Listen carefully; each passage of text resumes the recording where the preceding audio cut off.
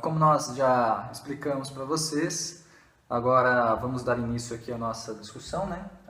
A nossa conversa, É uma aqui, o nosso conversa. diálogo em relação aos textos que foram escolhidos. E eu gostaria de dar início aqui a esse artigo Acervos Imagéticos e Memória, tá? E assim, para começar, eu selecionei esse texto, acho que foi o mais ideal para começar a nossa discussão, porque a autora ela parte da relevância, da importância de se preservar de fato as fotografias como um recurso de memória, né? Então ela diz assim, que essa ideia já ultrapassada de nós não utilizarmos as fotografias como um objeto de pesquisa fez com que essas imagens elas caíssem no mar de esquecimento, né?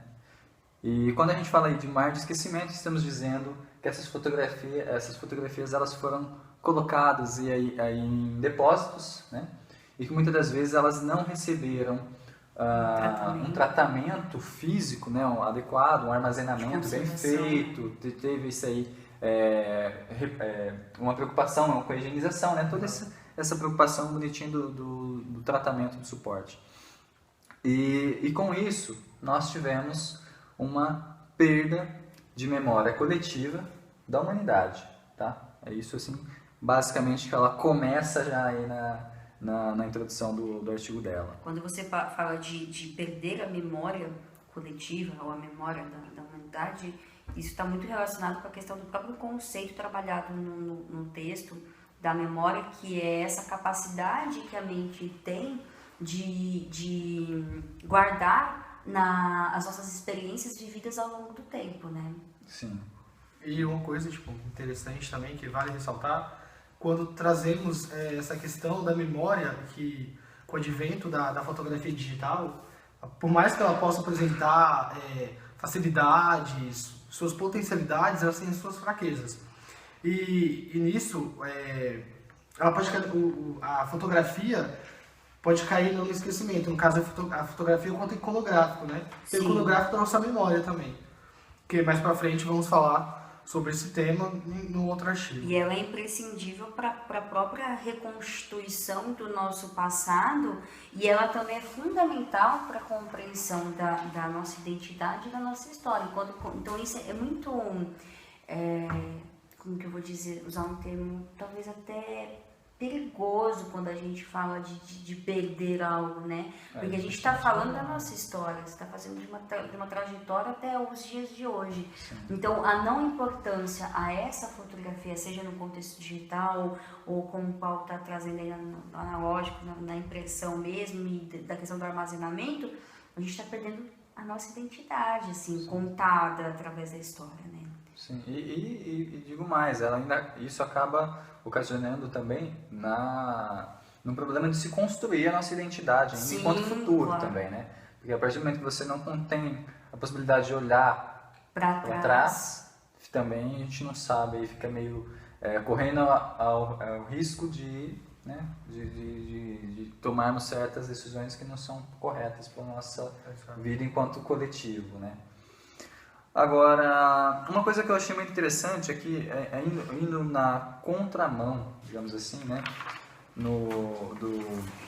dessa questão de não utilizarmos as imagens como objeto de pesquisa, é que a autora ela diz que no Brasil, nas últimas décadas, começou-se a utilizar as fotografias como um ponto inicial para se fazer um ponto de análise das pesquisas, né? Então, a partir das fotografias é que começaram a fazer mais as suas pesquisas, e principalmente na área da história, né? Porque para se construir, né, de fato analisar uma realidade, e por mais que não seja de fato a verdade absoluta, né? Você tem algum parâmetro, você pode observar coisas que faziam parte de um determinado momento. Sim, importante até na questão da preservação disso, isso trazendo no âmbito das instituições, que é um dos papéis primordiais, é um dos pilares que deve sustentar esse tipo de instituição que faz a guarda dessas fotografias, é a questão de não só guardá-las, mas torná-las disponíveis e acessíveis. Porque se você não fizer isso, você também não está tornando o conhecimento daquela memória disponível, né? Então é bem nesse sentido que você falou.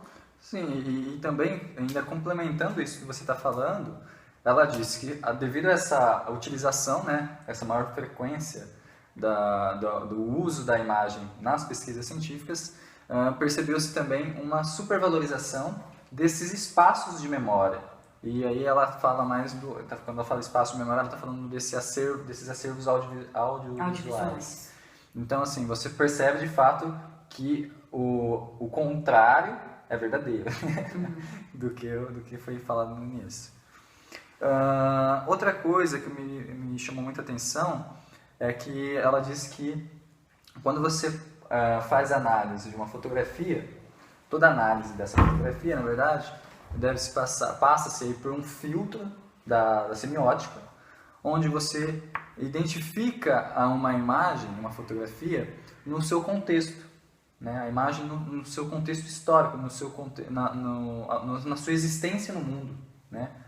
Aquilo que ela, a partir do momento que ela vem ao mundo, né, como objeto, vem ao mundo, fica meio vago, mas ela surge.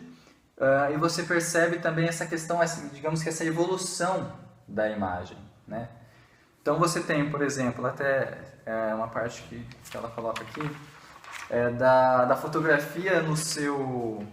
Como eu disse, tem essa evolução da história e você percebe que ela muda, há uma mudança na fotografia e na imagem em relação às suas abordagens, né? E a fotografia, no primórdio, ela era muito relacionada às pinturas, né? No entanto, a Júlia até colocou aí para nós, apresentou aquele quadro da Dama del Unicórnio, né, do Rafael. E ali antes já tinha a Mona Lisa, né?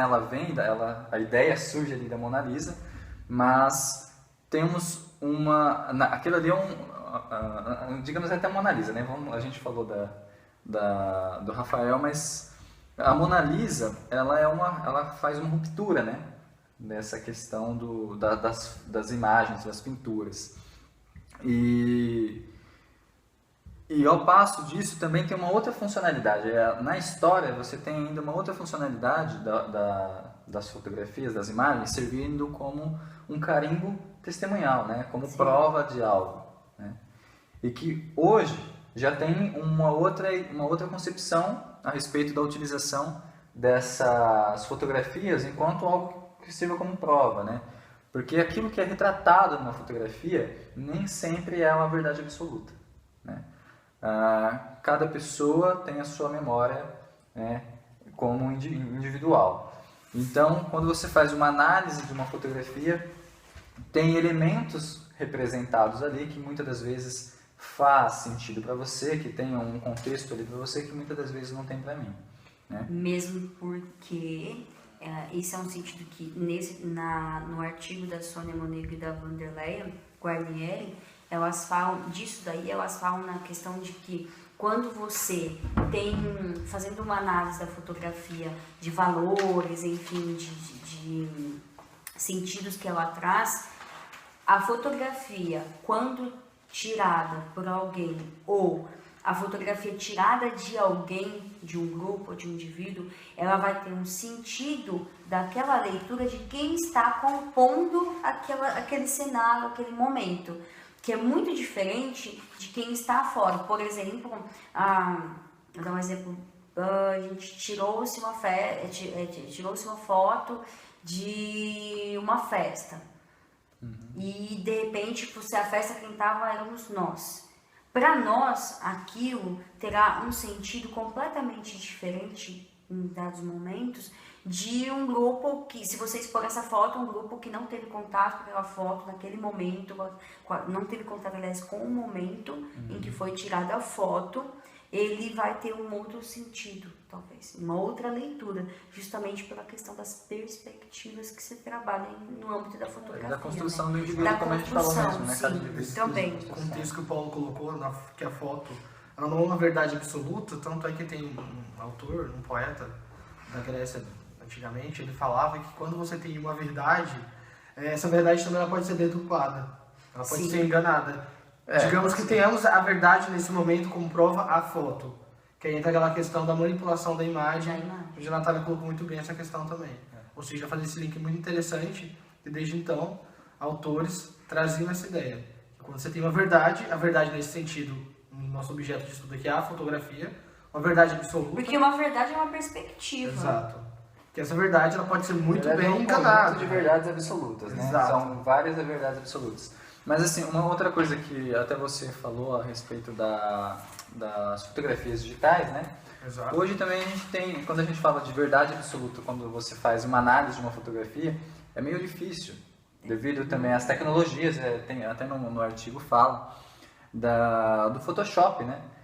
Tantas essas tecnologias, tantos aplicativos manipulação que da manipulam aquilo que é representado numa imagem, que você já não sabe mais se aquilo é algo que corresponde a uma verdade absoluta. Exato. E pensando muito nessa questão também do advento da fotografia digital, ela vai trazer várias facilidades, várias possibilidades e também, não deixando de pensar, as suas fragilidades, as suas fraquezas. Sim. Porque no início do século atual, do século XX, desculpa, teve aquele boom da fotografia, né, que o dono da Kodak trouxe acessibilidade a todos. Só que, pensando nisso, não pensou-se na preocupação da disseminação dessa imagem. Porque também teve o advento daqueles fotógrafos amadores. Tem os fotógrafos profissionais que fotografavam e tinha assim, a preocupação de tirar foto e ter uma cópia dessas fotos. Hoje em dia, digamos que devido aos acontecimentos, as pessoas tiram fotos de tudo. Aí tem aquelas fotografias banais, como as autoras trazem, a banalização da fotografia. E da memória por conseguinte. Então, é uma questão muito interessante. Essa é a ideia do mundo líquido, né? E tem uma questão muito interessante que as autoras trazem, que tipo, podemos falar nesse momento. Qual seria então a relação da fotografia com a memória nesse sentido? Verdade. Qual a relação? Qual relação a gente pode contextualizar, trazer? Criar disso, né? Bom, uma das coisas que uma das autoras diz aí é que toda memória, ela já é uma espécie de imagem, né? Ela diz assim que não é uma fotografia, mas é uma imagem, né? Porque na sua mente há a formação de um desenho, né? Então aí é de uma imagem. A fotografia é aquilo que pode vir complementar a visualização disso, né? Então você tem aí já uma relação. A gente pode traçar uma relação a partir disso, né?